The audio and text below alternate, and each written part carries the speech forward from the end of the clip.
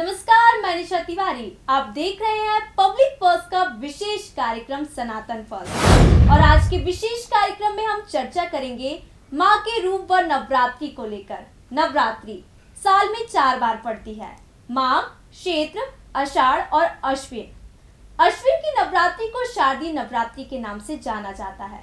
नवरात्रि के वातावरण से तमस का अंत होता है, नकारात्मक माहौल की भी समाप्ति होती है। शारदीय नवरात्रि से मन में उमंग और उल्लास की वृद्धि होती है। नवरात्रि का पर्व देवी शक्ति मां दुर्गा की उपासना का उत्सव है। नवरात्रि के 9 दिनों में देवी शक्ति के 9 अलग अलग रूपों की पूजा व आराधना की जाती है। आज हमारे साथ जुड़ चुके हैं पंडित गजेंद्र शास्त्री जी, जिनसे हम नवरात्रि को लेकर खास चर्चा करेंगे। बहुत बहुत स्वागत है पंडित जी आपका। नमस्कार जी। पंडित जी, नवरात्रि क्यों मनाई जाती है, आज हमारे दर्शकों को आप बताएं।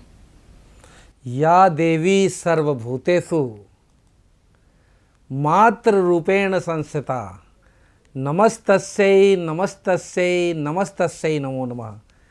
माँ जगत जननी को मनाने के लिए, माँ की आराधना करने के लिए, माँ को सम्मान देने के लिए, माँ से कुछ और ज़्यादा प्राप्त करने के लिए हम उसको मनाते हैं, हम उसको जागृत करते हैं। माँ जगत जननी, ये नवरात्रि आई है और तू पूरे संसार को संभालती है, क्या मुझे संभाल नहीं सकती?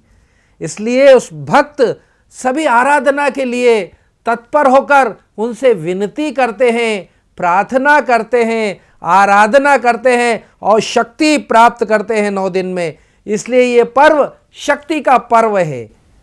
जी पंडित जी, नवरात्रि में रात्रि का क्या महत्व है, आज हमारे दर्शकों को आप बताएं। नवरात्रि जैसे शिवरात्रि है, उसका भी बहुत महत्व है। ऐसा ही नवरात्रि मतलब जितनी साधनाएं होती हैं, तंत्र क्रियाएं होती हैं। जैसे बच्चा पढ़ना चाहता है ब्रह्म मुहूर्त में 4 बजे, लेकिन वो रात भर पढ़ता रहता है कि चारों तरफ शांति रहती है। ऐसे ही भक्त भी चाहता है कि मुझे शांति प्राप्त हो और मुझे कुछ 9 दिन में इतनी साधना कर लूँ कि मेरे दुष्ट सभी नष्ट हो जाएं, मेरा व्यापार बहुत अच्छा चलने लग जाए। इसमें जितनी भी साधनाएं होती है, तंत्र साधनाएं होती है, मंत्र साधनाएं होती हैं, उत्सव साधनाएं होती है, शक्ति साधनाएं होती है, सारी रात्रि में ही होती है। और ये नवरात्रि में जो भी साधना की जाती है वो फलीभूत होती है, उससे तुरंत लाभ होता ही है।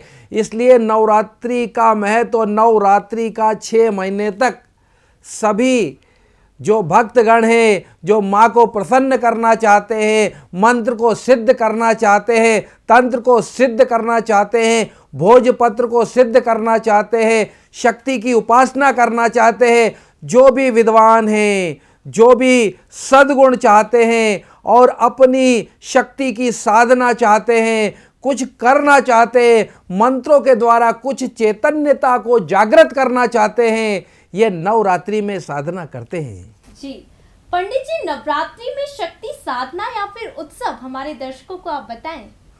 बहुत बढ़िया। शक्ति साधना नवरात्रि में प्रथमम शैलपुत्री च, द्वितीयम ब्रह्मचारिणी, तृतीयम चंद्र घंटेति, कुष्मांडेति चतुर्थकम, पंचमम स्कंद मातेति, खष्टम कात्यायनीति च, सप्तमम कालरात्रिति, महागौरीति चाष्टमम। माँ की साधना होती है। जब कोई साधना करता है तो अपने आप में ऐसा उत्साह भर जाता है, मन में उमंग हो जाती है कि नवरात्रि आ रही है, हमें ये साधना करना चाहिए, यह पर्व करना चाहिए। जैसे अभी दिवाली, दीपावली आने वाली है तो सबको एक सफाई करना है, ये करना है, वो करना है, सारी मिठाइयाँ बनाना है, बम फटाके, एक उत्सव मनता है। ऐसे माँ भगवती जब आती है तो सबको आशीर्वाद देने के लिए आती है। ब्रह्मा, विष्णु, महेश, सारे देवी देवता भी उसकी आराधना करते हैं, माँ भगवती की।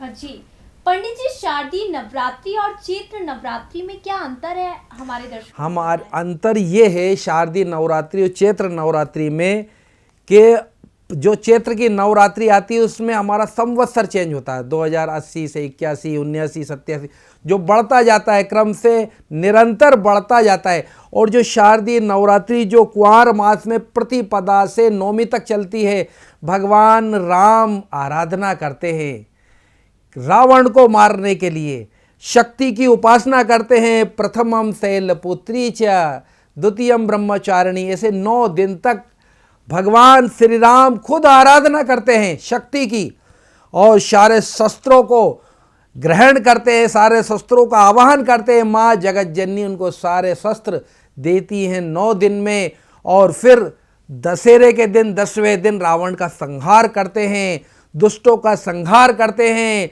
इसलिए शक्ति की साधना है, हमारे मन में भी जो रावण है, जो अपराध है, उसको नष्ट करने के लिए शक्ति की आराधना करना चाहिए। हाँ जी पंडित जी। पंडित जी, नवरात्रि में पूजन किस तरह से करें, उसकी विधि आप हमारे दर्शकों को बताएं। नवरात्रि में सबसे बढ़िया विधि है, माँ जगत जननी का फोटो के सामने जितना ज़्यादा आप आराधना कर सकें, सूक्ष्म उपाय भगवान माँ जगत जननी को कुछ भी फल चढ़ाएं, आराधना करें, पूजन करें, जैसी पूजन बने, कंकु, चावल, अबीर, गुलाल, मेहंदी, टीकी, साड़ी, चूड़ी, बिछूड़ी, जो भी दान करना चाहें वो दान करें, माँ को जो भी अर्पण करना चाहे अर्पण करें। लेकिन साथ में जो कन्याएं हैं, माताएं हैं, उनका आदर करें।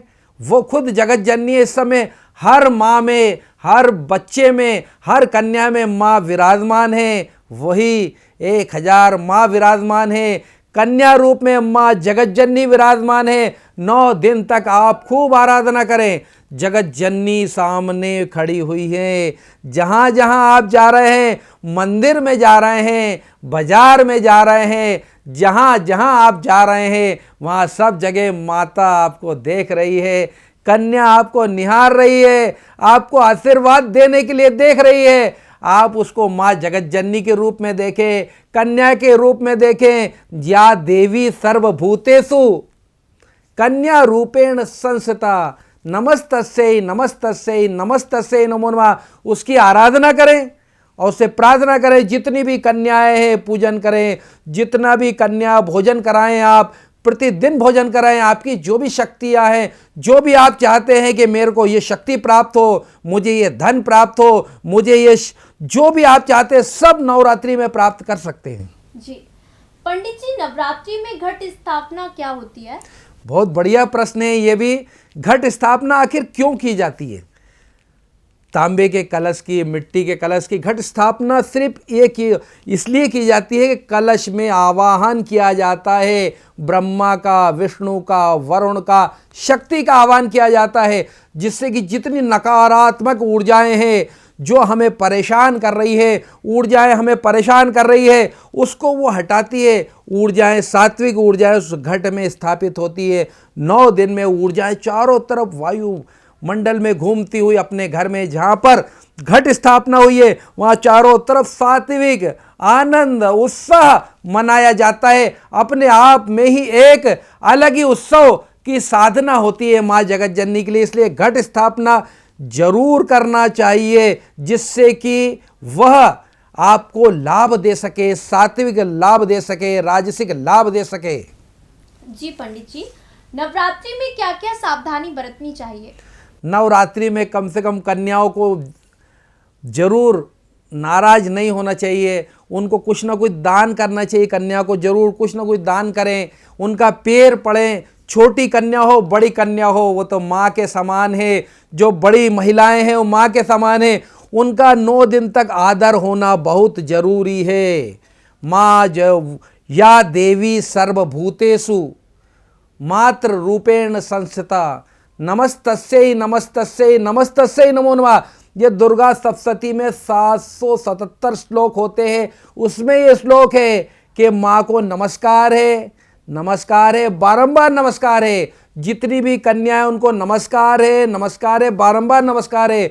तो इसलिए हमें 9 दिन तक ये सावधानी रखना चाहिए। जो भी आप पूजन करें, जैसा भी आप पूजन करें, माँ तो बिल्कुल माँ होती है कि अगर उसने, बच्चे ने अगर पैर पर भी कुछ कर दिया है, मल मूत्र कर दिया है, तो माँ उसको बड़े उससे आराम से बिठाती है उसको। ऐसा नहीं क्या बैठ जा इधर, बड़े आराम से बिठाती है उसको, नीचे बिठाती है, फिर साफ करती है। उसको कोई फर्क नहीं पड़ता मेरा बच्चा है, कितना ही उम्र वाला बच्चा हो, कितना ही छोटा वाला उम्र वाला बच्चा हो, उसको वो संभाल के रखती है, उसको आशीर्वाद देने के लिए बैठी है माँ भगवती। इसलिए हम भी सारी माँओं का ध्यान रखें, सारी बहनों का ध्यान रखें, सारी कन्याओं का विशेष ध्यान रखें नवरात्रि में, यही सावधानी है। जी पंडित जी, एक अंतिम प्रश्न, क्या गरबा से वाकई साधना होती है? आप हमारे दर्शकों को बताएं। गरबा, बहुत बढ़िया प्रश्न। पब्लिक फर्स्ट सर्वदा भारती, ये नए नए प्रश्न, अच्छे विचार वाले प्रश्न, समझाने वाले प्रश्न, भक्तों को बताने वाले प्रश्न। भगवान कृष्ण ने भी नृत्य किया है और भगवान शंकर जी ने भी नृत्य किया है।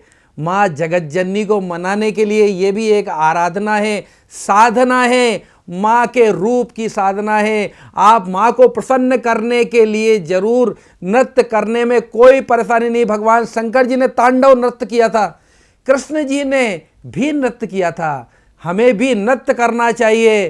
पर माँ तो सिर्फ माँ होती है। माँ जब चलती है, अपने बच्चे को चलाती है तो उंगली पकड़कर चलाती है, ऐसे जाना है वैसे जाना है। अगर उसको लगता है कि खाई में गिर जाएगा मेरा बच्चा, तो उसका हाथ पकड़ के उस खाई से उस पार पहुंचा देती है। समझ लो माँ आपके साथ है, आपकी सारी मनोकामनाएं पूरी करेगी। तो माँ को सिर्फ प्रार्थना चाहिए, माँ को सिर्फ आराधना चाहिए। उससे रोकर उससे प्रार्थना करें, और आप जो भी नृत्य करना चाहे, माँ आपके साथ में है। माँ का ध्यान करते हुए, माँ का स्मरण करते हुए जरूर अपने कार्य को करें, माँ को बिल्कुल ना भूलें। यह नवरात्रि आपके लिए एक दिन 1.25 साल के बराबर है, इसलिए 9 दिन खूब आराधना करें, खूब साधना करें। बहुत बहुत धन्यवाद जी। जी पंडित जी, तो दर्शकों, आज के विशेष कार्यक्रम में हमने नवरात्रि के 9 दिन को लेकर चर्चा की पंडित गजेंद्र शास्त्री जी से। तो पंडित जी, आपका बहुत बहुत धन्यवाद हमारे साथ जुड़ने के लिए, हमारे दर्शकों को इतनी खास बातें बताने के लिए। मिलते हैं कुछ ऐसे ही विषयों के साथ, देखते रहिए पब्लिक पर्स सर्वदा भारतीय।